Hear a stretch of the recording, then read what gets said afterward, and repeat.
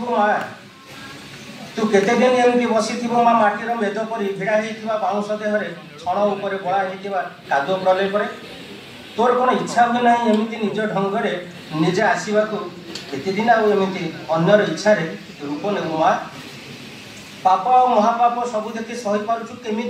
तू मृण्मयी प्रतिमा बोली सबुदिन कौन रूप नेबू एमती मूर्ख मनीषर इच्छा दिन पर दिन वर्ष पर वर्ष बीती जाए एमती भीषण आश्विन उभा हो तू उभा हो तू दुर्गा और काली रूप से सिंह बाहिनी दैत्यनाशिनी भाव बढ़ुची पापर भार पृथ्वी रे तू किसी देखिपारुन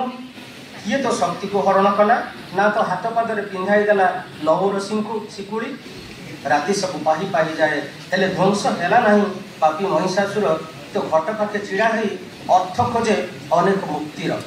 तथापि विश्वास रखी दिने ना दिने आविर्भूता हेबु तू मृण्मयी साक्षात रूप से तू मृण्मयी साक्षात रूप से समस्त माँ आशीष प्राप्त हो।